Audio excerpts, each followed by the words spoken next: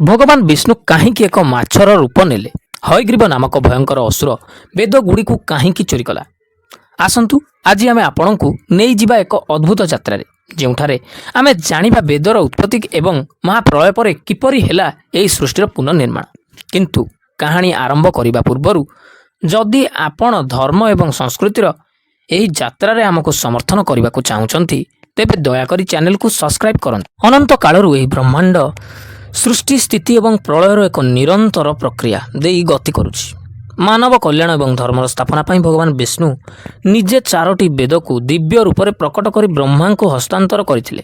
ସେହି ସମୟରେ ସ୍ୱର୍ଗ ଲୋକରେ ଦେବମାତା ଅଦିତିଙ୍କର ଜୟଗାନ ଚାଲିଥିଲା। ସବୁଆଡ଼େ ଧର୍ମର ପରିବେଶ ଥିଲା। ଗୋଟେ ଧନୁପୁତ୍ର ହୟଗ୍ରୀବ ନାମକ ଏକ ଭୟଙ୍କର ଅସୁରର ଅହଙ୍କାର ବଢ଼ିବାରେ ଲାଗିଥିଲା। ତାର ମାତା ତାକୁ ଦୟା ଓ ଧର୍ମର ବାଟରେ ଯିବାକୁ ଉପଦେଶ ଦେଲେ, କିନ୍ତୁ କ୍ଷମତା ଲୋଭୀ ହୟଗ୍ରୀବ ତାହା ଶୁଣିଲାନି। ସେ କ୍ଷମତା ପାଇବା ପାଇଁ ମାତା ମହାମାୟାଙ୍କୁ କଠୋର ତପସ୍ୟା କଲା। ମାତା ପ୍ରସନ୍ନ ହେବାରୁ ସେ ବରଦାନ ମାଗିଲା ଯେ କୌଣସି ଦେବତା, ଅସୁର କିମ୍ବା ମଣିଷ ତାକୁ ମାରିପାରିବେ ନାହିଁ। କେବଳ ତାରି ପରି ହୟଗ୍ରୀବ ଅର୍ଥାତ୍ ଘୋଡ଼ା ମୁଣ୍ଡ ଥିବା ବ୍ୟକ୍ତି ହିଁ ତାର ଅନ୍ତ କରିପାରିବ। ଏହି ବରଦାନ ପାଇବା ପରେ ସେ ନିଜକୁ ଅମର ଭାବି ଅହଙ୍କାରରେ ବଶବର୍ତ୍ତୀ ହେଲା। ସେ ଭାବିଲା ଯେବେ ବେଦର ଜ୍ଞାନ ତା ପାଖରେ ରହିବ, ସେ ସାରା ବ୍ରହ୍ମାଣ୍ଡକୁ ଶାସନ କରିବ।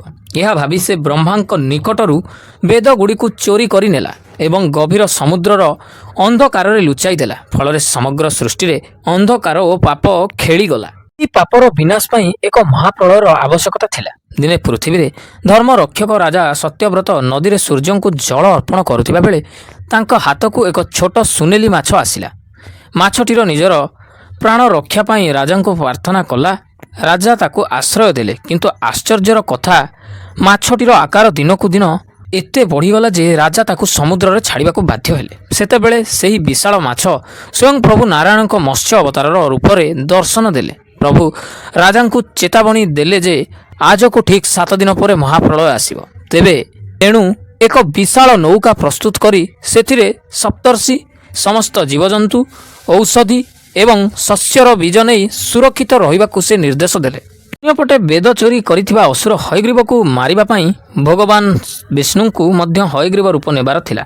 ଦିନେ ପ୍ରଭୁ ବିଷ୍ଣୁ ଯୋଗନିଦ୍ରାରେ ଧ୍ୟାନମଗ୍ନ ଥିଲେ। ତାଙ୍କ ମୁଣ୍ଡ ତଳେ ତାଙ୍କ ଧନୁର ଗୁଣ ଅତ୍ୟନ୍ତ ଟାଣ ହୋଇ ରହିଥିଲା।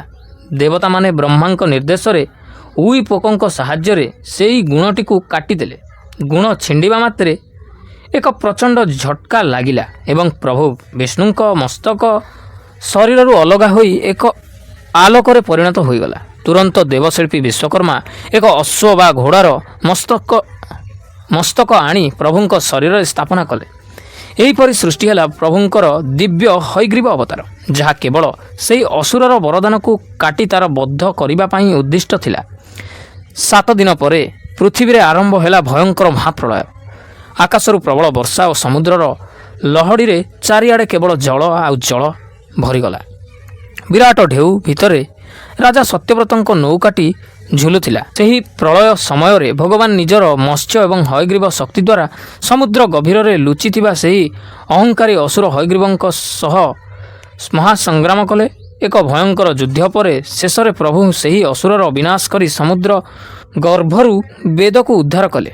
ବେଦର ପୁନଃସ୍ଥାପନା ଦ୍ୱାରା ପୃଥିବୀରେ ପୁଣି ଥରେ ଜ୍ଞାନ ଏବଂ ଧର୍ମର ଆଲୋକ ଜଳିଲା। ମହାପ୍ରଳୟ ଶେଷ ହେବା ପରେ ରାଜାଙ୍କ ନୌକାରେ ସୁରକ୍ଷିତ ଥିବା ଜୀବ ଓ ବୀଜରୁ ପୁଣି ଥରେ ଆରମ୍ଭ ହେଲା ଏକ ନୂତନ ସୃଷ୍ଟିର। ଏହିପରି ଭାବରେ ଯେତେବେଳେ ବି ଧର୍ମ ଉପରେ ସଙ୍କଟ ଆସେ, ସ୍ୱୟଂ ନାରାୟଣ କୌଣସି ନା କୌଣସି ରୂପରେ ଆସି ପୃଥିବୀକୁ ରକ୍ଷା କରନ୍ତି। ଆପଣଙ୍କୁ ଭଗବାନଙ୍କର ଏହି ଅଲୌକିକ ଲୀଳା କିପରି ଲାଗିଲା, କମେଣ୍ଟ ମାଧ୍ୟମରେ ନିଶ୍ଚୟ ଜଣାନ୍ତୁ।